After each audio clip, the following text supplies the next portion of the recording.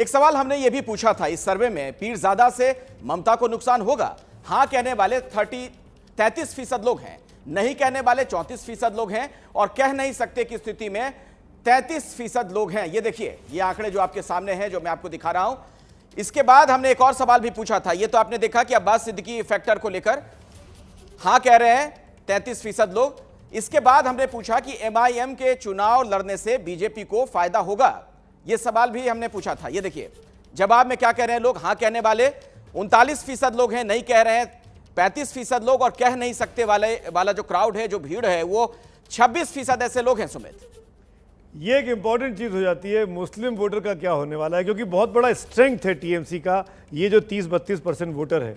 क्या आपको लगता है कि आईएसएफ के आने से या एमआईएम जिसने अब घोषणा कर दी कि वो चुनाव लड़ेंगे, इसका फायदा मिलेगा बीजेपी को? जितना आंकड़े अभी तक ट्रैकर के सुमित दिखा रहे हैं, हमारे हिसाब से आईएसएफ का जो पटाखा है वो नहीं दगा है, अभी नहीं दगा है, नहीं दगा है अभी तक। और उसमें ऐसा लग नहीं रहा है कि ममता बनर्जी को कोई बहुत ज़्यादा नुकसान, जो आपको लगभग एक तिहाई जो हाँ नहीं कह नहीं सकते आ रहे हैं, उसका भी पॉलिटिकल इक्वेशन बहुत क्लियर है। बीजेपी के समर्थक जो हैं वो उस आंकड़े में है जो कह रहे हैं हाँ साहब बहुत नुकसान हो जाएगा।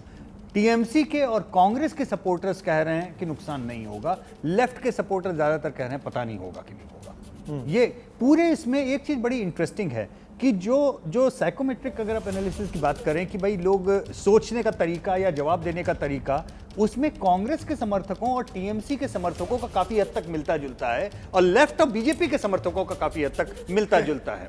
ये बड़ा विचित्र एक आकलन है।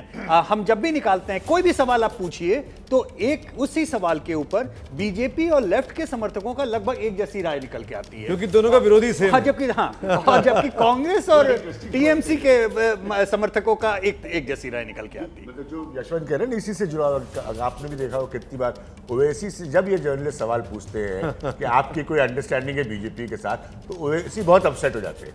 और कोई ऐसा चुनाव, मुझे तो लग रहा है पिछले 3-4 सालों में ऐसा नहीं गया होगा जब ओवैसी पर पॉलिटिकल चार्ज ये नहीं रहा हो कि उन्होंने बीजेपी के साथ कोई अंडरस्टैंडिंग कर बात देखिए कि सेम वही सवाल जब आपने आईएसएफ के ऊपर पूछा तो 33% था, ओवैसी पे 39 क्यों हो गया? क्योंकि आईएसएफ नहीं चला, तो अब उम्मीदें ओवैसी पे, क्योंकि वो पोलराइजेशन वो हेल्प कर सके। तो मनोज्ञा, ऐसे में ये जो आईएसएफ और एमआईएम का फैक्टर है, मनोज्ञा मैं आपसे पूछना चाहता हूं, क्या बीजेपी के लिए फायदेमंद साबित हो रहा है ओवरऑल? और ये जो बीजेपी का ग्राफ बढ़ता देखा हमने पिछले 2 ओपिनियन पोल में, इसीलिए कि मुस्लिम वोट में डिवीजन हो रहा है, कंफ्यूजन क्रिएट हो रहा है?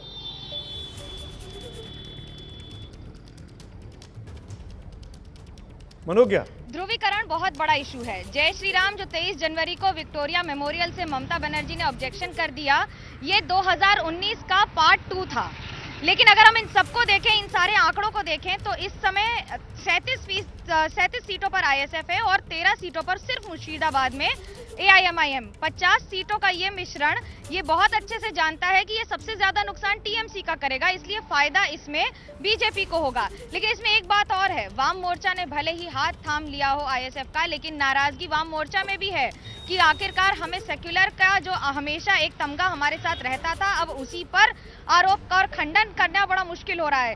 पार्टी ये बखूबी जानती है कि जिस तरह से जमीनी स्तर पर लड़ रही है उसका फायदा नुकसान होगा, लेकिन मैं ये मानती हूँ कि आईएसएफ का बहुत बड़ा नुकसान तृणमूल कांग्रेस को होगा, जितना फायदा और उसका सीधा फायदा बीजेपी को मिलेगा। जी, मेरे साथ रोहन गुप्ता कांग्रेस पार्टी के प्रवक्ता हैं, जुड़ चुके हैं इस वक्त। रोहन, ऐसा लगता है कि 2 बिल्लियों की लड़ाई में बंदर का फायदा होने वाला है और नुकसान कुल मिलाकर आपके गठबंधन को हो जाएगा। देखिए, आप बंदर किसको बोल रहे हैं, बिल्ली किसको बोल रहे हैं, मुझे नहीं मालूम है, पर मुझे ये मालूम है कि मोदी और दीदी की लड़ाई में बंगाल पिस रहा है, और आप जब परिणाम देखेंगे तब आपको मालूम चलेगा कि बंगाल किस तरफ जा रहा है। काफी समय से मैं आपकी डिबेट देख रहा हूं, सर्वे देख रहा हूं, मुझे बताइए कहीं पे भी बंगाल की जनता पे कोई सवाल है क्या कि बंगाल की जनता को क्या लगता है कि कैसा है सरकार का परफॉर्मेंस, या कितने वादे पूरे गए, केंद्र सरकार ने जो वादे किए क्या उसको बंगाल का कोई फायदा हुआ? एक भी सवाल नहीं है। रोहन, ये सवाल भी है, ये सवाल भी आएगा। और एक चीज लेकिन रोहन बड़ी कंसिस्टेंट है, एक चीज बड़ी कंसिस्टेंट है, 15-16 जनवरी से हम लोग सर्वेस दिखा रहे हैं, आज हम 25-26 मार्च को आ गए हैं, करीब 1.5 महीने का 2 महीने का कार्यकाल है।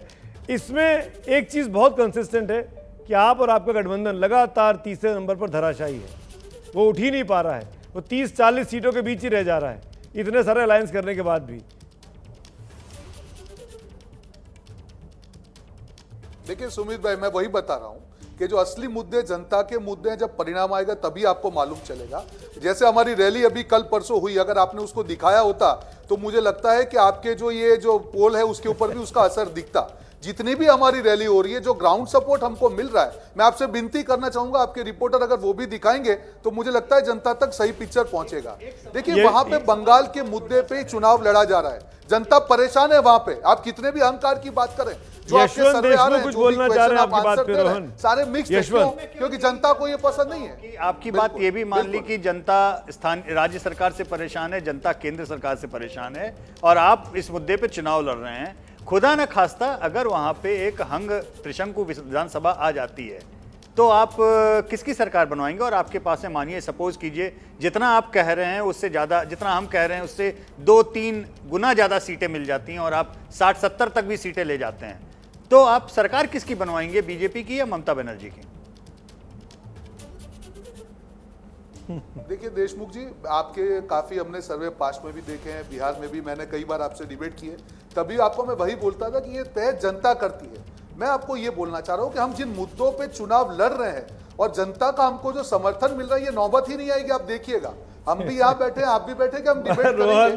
जो समर्थन गजब का कॉन्ट्रडिक्शन है आज एक रैली, रोहन गजब का बीजेपी के समर्थकों को, रोहन गजब का कॉन्ट्रडिक्शन है। जिस राज्य में कांग्रेस पार्टी बीते 40-50 सालों से विपक्ष में है, सत्ता में नहीं आ पाई, उस राज्य में रोहन गुप्ता राष्ट्रीय टीवी चैनल पर बैठकर ये बोल रहे हैं कि आपकी हवा चल रही है और आपका एक भी बड़ा नेता उस राज्य में जाने की हिम्मत नहीं दिखा पा रहा।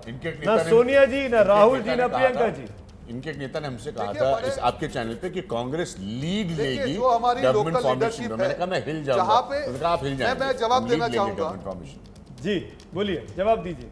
बगैर राहुल गांधी के इतनी भीड़ आ रही है, मैं आपको वही बगैर बता रहा हूं, सोनिया जी के आप सरकार बनाने जा रहे हैं, तो क्या समझा जाए इस बात को? बिल्कुल, राहुल जी अब आएंगे, राहुल जी आएंगे तब देखिए क्या होगा। अभी तो राहुल जी आएंगे, अभी तो शुरुआत होगी, तब आंधी चलेगी वहां पे। मैं आपको ये कहना चाह रहा हूं सुमित जी, मुद्दे क्या है, बंगाल के मुद्दे कहां है? बंगाल के मुद्दे है तोलाबाजी और गोलाबाजी। ये तोलाबाजी गोलाबाजी की जो लड़ाई है उसमें जनता बाजी मारेगी। और आप देखिएगा जो सीए इनका रोज कलर बदलता है उसका क्या हाल होता है। बंगाल में कुछ और बोलते हैं, आसाम में कुछ और बोल रहे हैं, और आप दीदी की बात कर रहे हैं। क्या हो रहा है, मुद्दे कहां पे हैं? क्या दीदी रिपोर्ट कार्ड दे पा रही है कि 5 साल में बंगाल के लिए उन्होंने क्या किया? तो क्या हम ये माने कि किसी भी स्थिति में कांग्रेस, जिससे जनता के मुद्दे ये रोहन जी, क्या हम ये स्टैंड ऑफिशियल माने कि किसी भी कीमत पे कुछ भी हो जाए, अगर मौका पड़ा तो कांग्रेस दीदी की, आपके हिसाब से जो ये कुव्यवस्था, खराब गलत सरकार चल रही है, जिसने पश्चिम बंगाल की जनता को दबा रखा है, कुचल रखा है, आप ऐसे मुख्यमंत्री को दोबारा मुख्यमंत्री किसी भी कीमत पे नहीं बनाएंगे, क्या मान लिया जाए? भले बीजेपी को बनाना पड़े। देखिए मैं आपको देशमुख जी, आप जो अपने शब्द मेरे मुंह में रखना चाह रहे हैं, वापस वही जवाब दे रहा हूं। ये नौबत नहीं आएगी और वहां पे जो परिणाम आएंगे तब हम डिस्कस करेंगे कि संजय शर्मा जी, मैं एक्चुअली में संजय जी की एक बात से सहमत हूं, परिणाम में जो उन्होंने वर्ड प्ले किया कि ये नौबत नहीं आएगी, उस बात से तो मैं सहमत लगता हूं काफी। संजय शर्मा टीएमसी के प्रवक्ता हमारे साथ हैं। संजय जी, आपने सुना इनकी बातों को, रोहन गुप्ता की, इनके दावों को, इनकी बड़ी बड़ी बातों को। इस 40-50 साल के अंतराल के बाद कांग्रेस की सरकार बनने जा रही है, वहां पर आपकी सरकार हारने वाली है।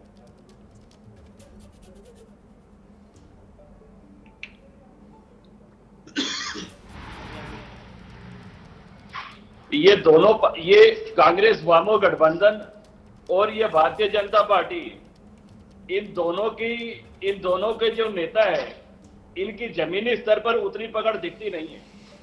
भारतीय जनता पार्टी आईटीसीएल के माध्यम से प्रोपोगंडा के द्वारा बंगाल में सरकार बनाने की बात देख रही है, जो एक दिवा स्वप्न साबित होगा, और आगामी 2 मई को 2/3 बहुमत से तृणमूल की गवर्नमेंट वापस बंगाल में बनेगी। एक चीज स्पष्ट करना चाहूंगा कि बंगाल की सरकार के बारे में और तृणमूल के शासन के बारे में ये बीजेपी वाले कहते हैं और गोलाबाजी और कटमनी, जबकि ये सारे अध्याय 2011 तक समाप्त हो चुके हैं। 2011 के बाद बंगाल में जननेत्री दीदी ममता बनर्जी की सरकार है, या हड़ताल होनी बंद हो गई, या कर्म संस्कृति वापस लौट कर आई है, और यहाँ चहुमुखी विकास पश्चिम बंगाल का हुआ है।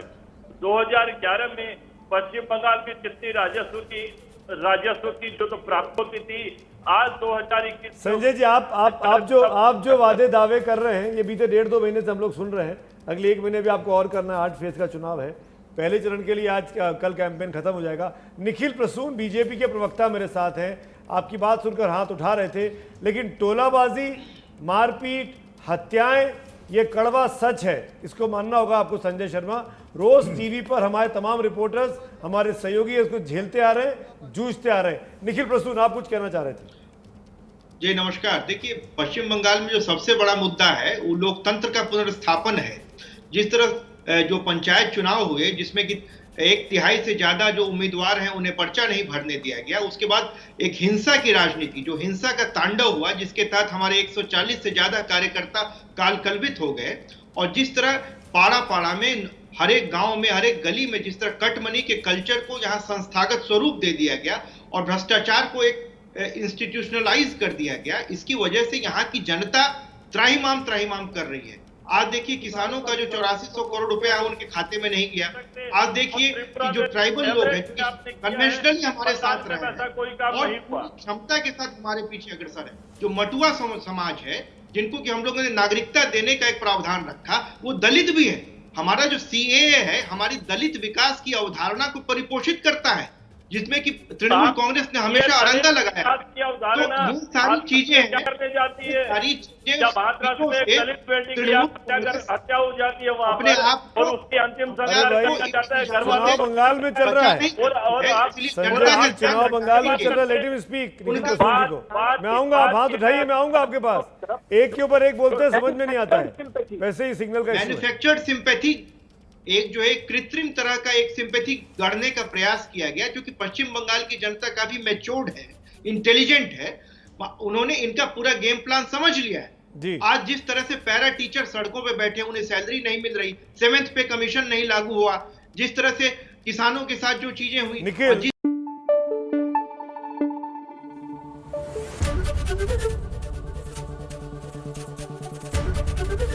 ABP न्यूज आपको रखे आगे।